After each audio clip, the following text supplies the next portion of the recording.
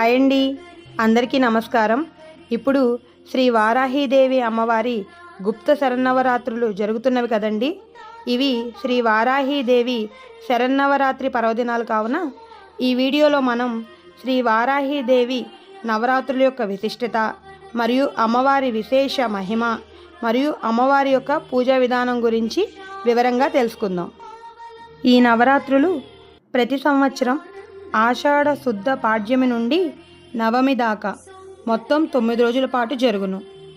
ఆషాఢ మాసంలో ప్రధానంగా వచ్చే ముఖ్యమైన పూజా ప్రక్రియల్లో వారాహి నవరాత్రులు ప్రధానమైనవి. ఈ వారాహి నవరాత్రులు జూన్ 26 అనగా గురువారం నుండి ప్రారంభమై జూలై 4 అనగా శుక్రవారం వరకు 9 రోజుల పాటు జరుగును.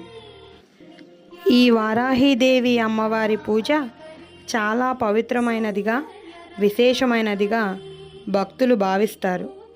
నరఘోష, దృష్టి దోషాలు, మానసిక వ్యాధులు, పిశాచ పీడలకు సంబంధించిన భయాందోళనలు, దోషాలు తొలగిపోతాయని భక్తుల ప్రగాఢ విశ్వాసం.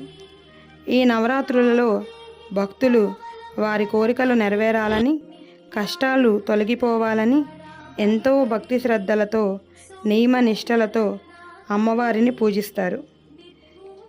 నేటి ఆధునిక సమాజంలో ప్రజలు ఎదుర్కొంటున్న కుటుంబ కలహాలు, అనారోగ్యం వంటి సమస్యలతో పాటు న్యాయపరమైన ఆర్థిక ఇబ్బందులు, శత్రుబాధలు వంటి అనేక సమస్యలకు శ్రీ వారాహీదేవి ఆరాధన అద్భుతమైన పరిష్కారం చూపెడుతుందని ప్రజల నమ్మకం.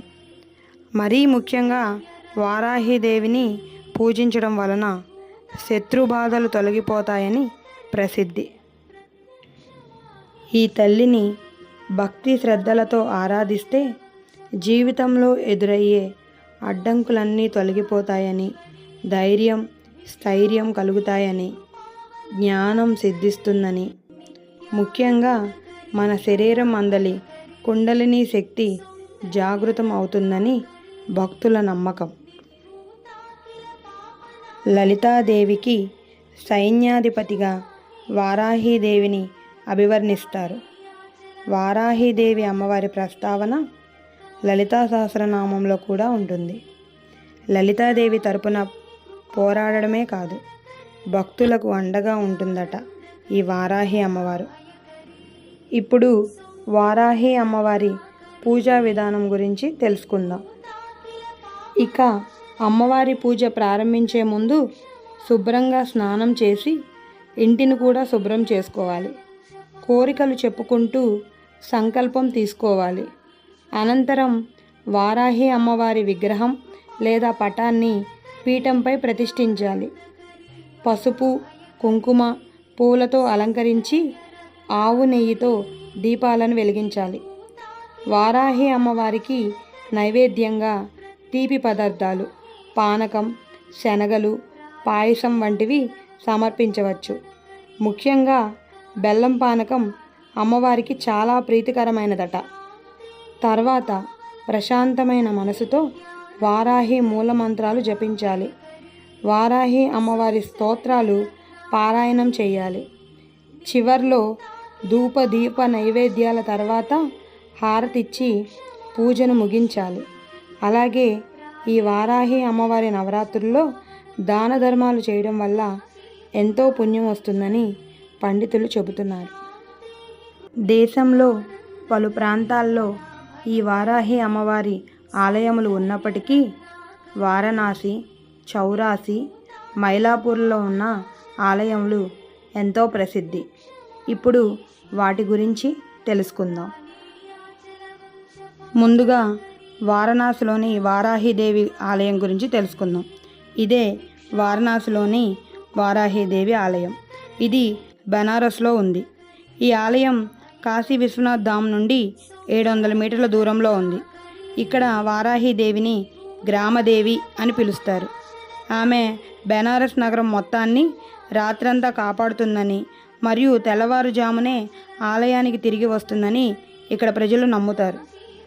ఇక్కడ స్థల పురాణం ఏం చెబుతుందంటే, కాశీఖండంలో శ్రీ అగస్త్యముని కథనం ప్రకారం మాతా వారాహి పడిపోయిన సతీదేవి దంతం నుండి జన్మించిందని మరియు ఈ ఆలయం శక్తిపీఠాలలో ఒకటని చెబుతోంది.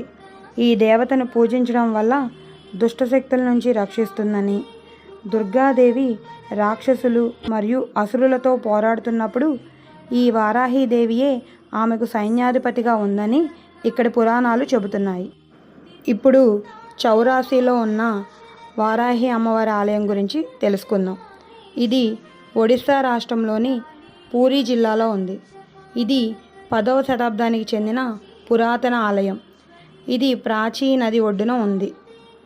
ఈ వారాహీదేవి ఆలయం 10వ శతాబ్దంలో సోమవంశీ రాజవంశం కాలంలో నిర్మించబడింది. ఇది ఒరిస్సాలో ఉన్న పురాతన దేవాలయాల్లో ఒకటి మరియు దీన్ని కకర నిర్మాణ శైలిలో నిర్మించారట. ఇప్పుడు మైలాపూర్లోని వారాహీదేవి ఆలయం గురించి తెలుసుకుందాం. ఇది చెన్నైలో ఉంది. ఇక్కడ వారాహీదేవిని కష్టాలను శత్రువులను తొలగించే దేవతగా కొలుస్తారు. మన దేశంలో వారాహీదేవికి ఇంకా చాలా ఆలయాలు ఉన్నాయండి. వాటి గురించి మున్ముందు తెలుసుకుందాం. ఆ వారాహీదేవి యొక్క అనుగ్రహం మీ అందరికీ కలగాలని మనస్ఫూర్తిగా కోరుకుంటూ ధన్యవాదములు. ఈ వీడియో మీకు నచ్చినట్లయితే లైక్ చేయండి, షేర్ చేయండి, సబ్స్క్రైబ్ చేసుకోండి. పక్కనే ఉన్న గంట సింబల్ని క్లిక్ చేయండి. అప్పుడు మేము పెట్టే ప్రతి వీడియోకి మీకు నోటిఫికేషన్ వస్తుంది. Thanks for watching.